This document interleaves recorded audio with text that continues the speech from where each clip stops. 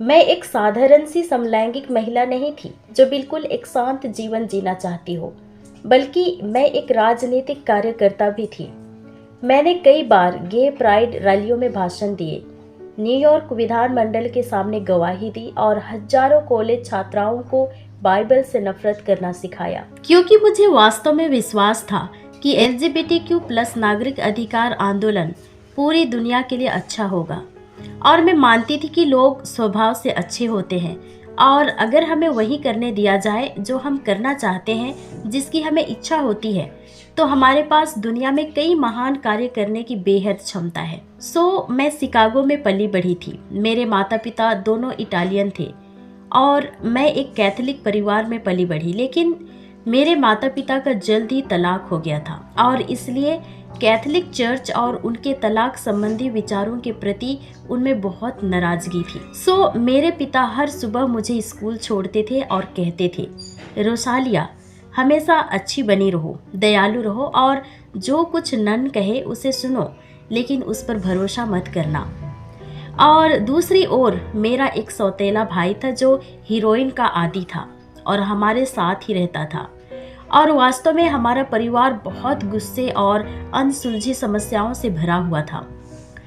एक दिन मैंने अपने परिवार के प्रति अपने दिल को कठोर बना लिया और घर छोड़ दिया। और इसके बाद जब मैं कॉलेज करने लगी तो कई लड़के मुझे पसंद करने लगे और इसलिए मैं अक्सर उनसे डेट करती थी। और इस तरह मैं अपने पूरे कॉलेज के दौरान डेट करती रही, लेकिन बार बार मेरे अंदर अजीब अनुभव होते थे। और भले ही मैं सार्वजनिक रूप से किसी लड़के के साथ डेट कर रही होती, लेकिन फिर भी मैं लड़कियों के प्रति आकर्षण महसूस करती थी और मैं सोचती थी कि मुझे क्या हो रहा है, यह सब क्या है। और उन्हीं दिनों मेरी कई लेस्बियन सहेलियां मेरे पास आती और कहती, रोसालिया, मुझे लगता है कि तुम समलैंगिक हो। और आखिरकार मैंने तय किया कि वे सही थी। और एक ऐसा समय आया जब मैं लड़कों से डेटिंग करते करते और फिर महिलाओं से प्यार में पड़ते पड़ते थक चुकी थी और मेरे लिए यह एक चक्र था जिसे मैं तोड़ना चाहती थी। और इसलिए मैंने अपनी पहली लेस्बियन साथी से मुलाकात की और मुझे लगा कि अब जिंदगी आखिरकार एक दिशा में आ गई है। और उन दिनों मैं रिलीजियस राइट पर एक किताब लिख रही थी और मूल रूप से यह समझने की कोशिश कर रही थी कि ईसाई लोग मेरे जैसे लोगों से इतनी नफरत क्यों करते हैं। उस किताब को लिखने के लिए मुझे बाइबल पढ़नी पड़ी। पहले मुझे सच में लगता था कि बाइबल सिर्फ एक स्त्री विरोधी, नस्ल भेदी और पुरानी किताब है और हालांकि साहित्यिक संकेतों को समझने के लिए थोड़ी बहुत उपयोगी हो सकती है, लेकिन उन साहित्यिक संदर्भों के अलावा उसका मेरे ऊपर कोई दावा नहीं था, ऐसा मैं सोचती थी। और जब मैंने बाइबल पढ़ना शुरू किया तो मैं किसी मदद या अर्थ की खोज में बाइबल नहीं पढ़ रही थी, ना ही हे यीशु मुझे बचाओ इस तरह की कोई भावना थी, क्योंकि उस समय मैं सचमुच नास्तिक थी। मुझे ईसाई धर्म में केवल एक सांस्कृतिक आंदोलन के रूप में दिलचस्पी थी। लेकिन मेरे साथ कुछ हुआ जब मैंने बाइबल पढ़ना शुरू किया और जिसने मुझे अंदर तक झकझोर दिया। मैंने बाइबल में पढ़ा कि मुझे अपने पापों से पश्चाताप करना चाहिए और यह बात मेरे लिए असंभव लग रही थी। मैं सोचती थी कि पाप केवल एक छोटी सी गलती है। मुझे यह बिल्कुल भी एहसास नहीं था कि उनके अनुसार पाप एक पवित्र परमेश्वर के विरुद्ध राजद्रोह है और उसका दंड मृत्यु और नरक है। और मुझे विश्वास ही नहीं हुआ कि सच में लोग इन बातों पर यकीन करते हैं। और मैंने सोचा कि यह किताब ऐसे बयान कैसे दे सकती है, कौन इस तरह की बातें कहने का अधिकार रखता है। और एक अर्थ में यह सवाल मेरे लिए बहुत सटीक था कि अगर परमेश्वर ने चुने हुए लोगों के माध्यम से इस बात को सुनिश्चित नहीं किया होता कि बाइबल का हर शब्द सत्य है, तो यह किताब सचमुच भयानक और असहनीय होती। लेकिन क्योंकि मैं अब भी एक नास्तिक थी, मेरे अंदर सिर्फ गुस्सा ही था। मुझे बाइबल पढ़ने में मदद की जरूरत महसूस हुई और वह मदद मुझे केन स्मिथ से मिली, जो कि एक पास्टर थे और मेरे पड़ोसी भी। वे मुझे बाइबल के माध्यम से मार्गदर्शन देने लगे और कुछ समय बाद बाइबल ने मुझ पर असर डालना शुरू कर दिया। खासकर यीशु के वचन मेरे दिल में काम करने लगे। मुझे याद है एक बार मैंने अपने एक दोस्त जिल से बात की। मैंने उसे एक डिनर पार्टी में कहा जिल, मुझे नहीं पता, लेकिन इन दिनों कुछ तो हो रहा है मेरे अंदर। तब जिल ने कहा, रोसालिया, मुझे लगता है कि यह सब तुम्हारी बाइबल पढ़ने की वजह से है। यह तुम्हारे लिए अच्छा नहीं है क्योंकि यह तुम्हें बदल रही है। मैंने कहा, लेकिन अगर यह सच है तो? अगर यीशु सचमुच जी उठे हैं, अगर यीशु सचमुच सभी जातियों का जीवित राजा है, तो फिर हम सब खतरे में हैं, है ना? और मुझे याद है, जिल ने कहा, रोसालिया, मैं 15 सालों तक प्रेस्बिटेरियन चर्च से जुड़ा हुआ था। सो अगर तुम चाहो तो मैं प्रार्थना करूंगा कि परमेश्वर तुम्हें चंगा करे। और हालांकि वह मुझे चंगा नहीं कर पाया, लेकिन मैं भी इनमें से कुछ बातों पर विश्वास करता हूँ। और जिल की ये बातें मेरे लिए चौंकाने वाला था कि मेरे गे समुदाय में भी कोई वाकई बाइबल पढ़ चुका था। और अगले दिन जब मैं काम से घर लौटी तो जिल ने मेरे लिए कुछ छोड़ रखा था। दरअसल वह जिल के सेमिनरी के समय की किताबों के डिब्बे थे। हर किताब के अंदरूनी कवर पर बड़े अक्षरों में जिल का पुराना नाम लिखा हुआ था, मैथ्यू। जिल का असली नाम मैथ्यू था।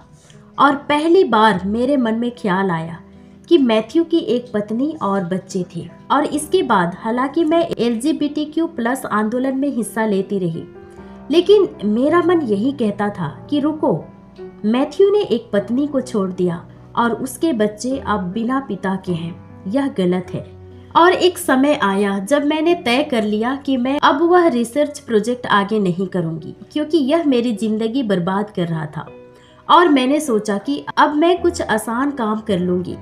तो एक दिन मैं केन स्मिथ के पास गई और मैंने उनसे कहा, अब मैं यह खत्म कर रही हूँ, ये लो, अपनी सारी बाइबलें वापस ले लो।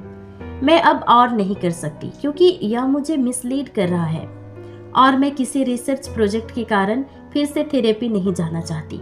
और इसके बाद वह पीछा करने वाला नहीं बना, लेकिन उसने मेरा साथ नहीं छोड़ा। भले ही मैं कुछ समय के लिए उसके घर जाना, डिनर करना, बातचीत या बाइबल पढ़ना बंद कर चुकी थी, लेकिन वह खुद मेरे घर आ जाया करता था। वह कभी कोई किताब लेकर आता जिसे वह चाहता था कि मैं पढूं, या कहता कि उसकी पत्नी ने मेरे लिए ताज़ा रोटी बनाई है जिसे मैं पसंद करती थी। और यह मेरे लिए गहरा अनुभव था क्योंकि गे समुदाय में मेरे सारे रिश्ते लेन देन पर आधारित थे। सो मेरे पास उस तरह की निस्वार्थ देखभाल नहीं थी, लेकिन केन स्मिथ और उसकी पत्नी के साथ मेरे रिश्ते में कोई लेन देन नहीं था। वे बस ऐसे मसीही लोग थे जो एक पवित्र परमेश्वर की आज्ञा का पालन करते हुए मेरे जैसे अपने शत्रु को प्रेम करते थे। और वे यह नहीं सोचते थे कि परमेश्वर ने मेरे साथ अपना काम समाप्त कर दिया है जब तक कि मैं स्वयं परमेश्वर की दोस्त नहीं बन गई। और जब मैंने उनसे मिलना बंद कर दिया, तब केन ने एक दिन मुझसे कहा, तुम्हें इब्रानियों अध्याय 4 के बारे में क्या लगता है? मैंने कहा, मुझे नहीं पता, तुम क्या कहना चाहते हो? और वह बोले, यह देखो। फिर उन्होंने मेरे सामने एक बाइबल रख दी। फिर उन्होंने कहा, चलो हम इब्रानियों अध्याय 4 को देखते हैं। तुमने कहा था कि यह रिसर्च कार्य तुम्हें मिसलीड कर रहा था और इसलिए तुम इससे विश्राम पाना चाहती थी, है ना? दरअसल बाइबल में भी विश्राम के बारे में कुछ कहा गया है। तो मैं चाहता हूँ कि तुम यह पढ़ो और बताओ तुम्हें कैसे लगता है। फिर उन्होंने पढ़ा, सो हम उस विश्राम में प्रवेश करने का प्रयत्न करें।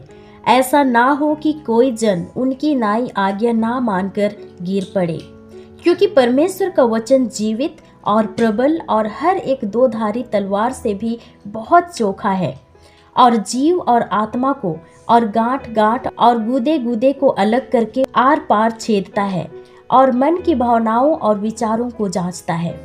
और सृष्टि की कोई वस्तु उससे छिपी नहीं है, वरन जिससे हमें काम है उसकी आंखों के सामने सब वस्तुएं खुली और बेपर्दा है।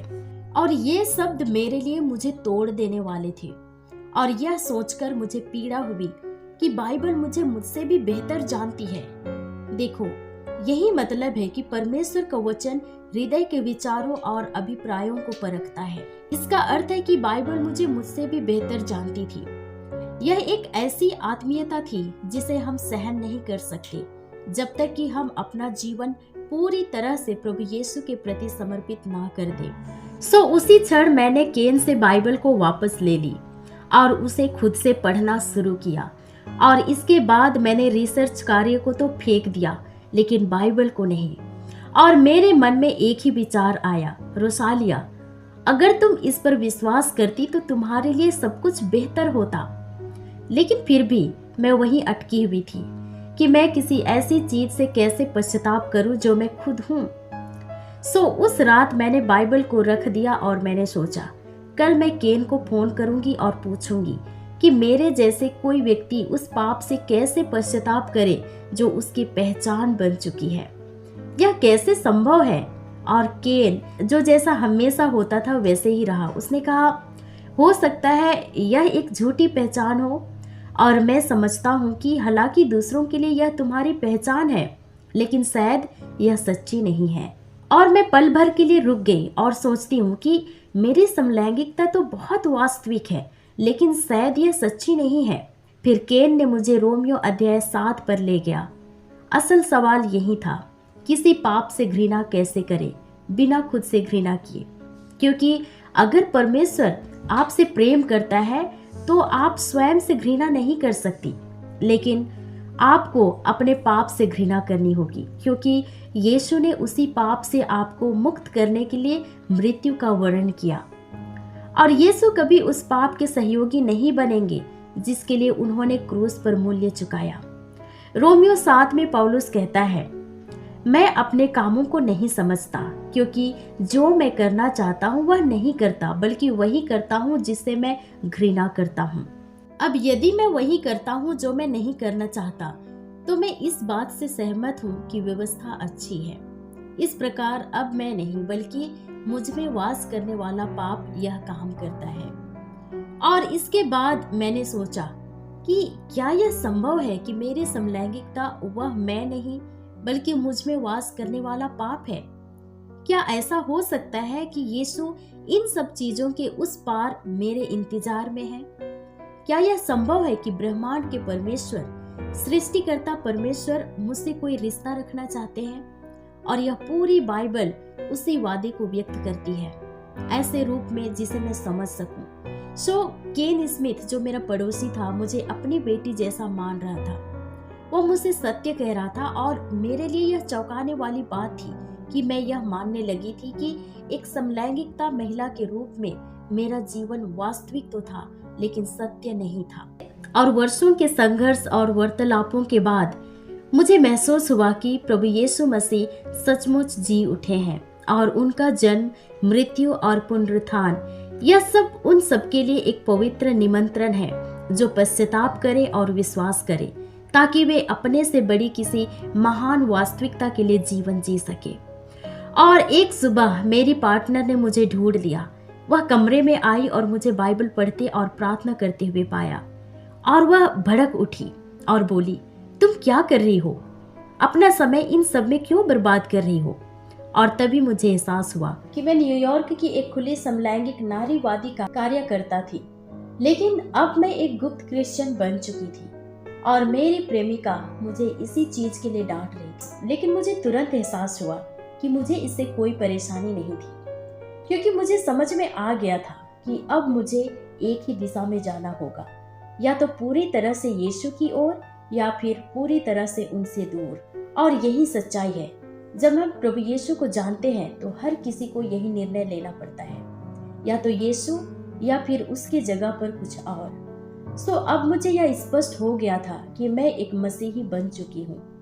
हालांकि मुझे समझ नहीं आया कि आगे क्या करना है, और इसलिए मैं केन और उसकी पत्नी के पास गई और मैंने उनसे कहा कि अब मैं एक क्रिश्चियन हूँ। और उन्होंने मुस्कुराकर कहा, बहुत अच्छा, अब घुटनों पर आओ, हम सब साथ मिलकर प्रार्थना करें।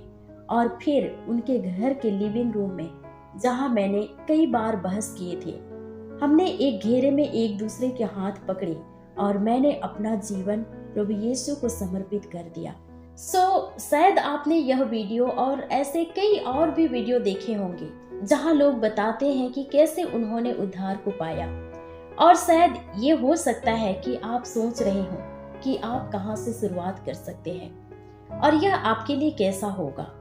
लेकिन मैं आपको यूहन्ना रचित सुसमाचार अध्याय 8 उसके 31 और 32 की ओर ले जाना चाहती हूँ, जहां इस प्रकार से लिखा हुआ है, तब यीशु ने उन यहूदियों से जिन्होंने उसकी प्रतीति की थी कहा, यदि तुम मेरे वचन में बने रहोगे तो सचमुच मेरे चेले ठहरोगे और सत्य को जानोगे और सत्य तुम्हें स्वतंत्र करेगा।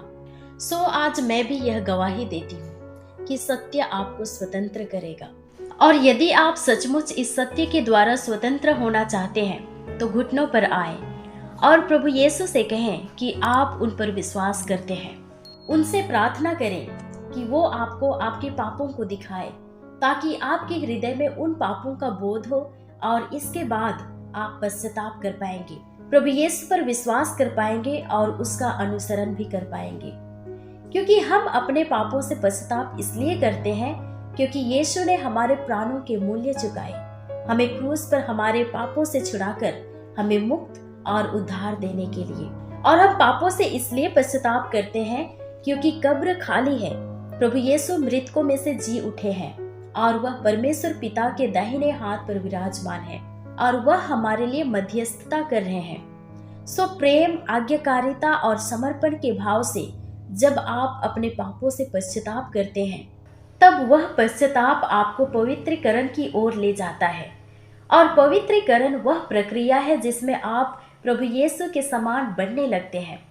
सो अंत में मैं आप लोगों से यही कहना चाहूंगी कि मैं जानती हूँ यह सब आसान नहीं है, क्योंकि किसी ने मेरे अंदर कोई स्विच नहीं दबाया था जिसके माध्यम से केवल एक ही झटके में मेरे सभी बुरे विचार और इच्छाएं मिट गए। ऐसा बिल्कुल नहीं हुआ। और सच कहूँ तो मसीही जीवन आसान नहीं है, ये सच में कठिन है। वास्तव में यह हर रोज के संघर्ष का एक हिस्सा है, लेकिन इसकी एक अद्भुत सच्चाई है, प्रभु यीशु मसीह आपको बचाएंगे।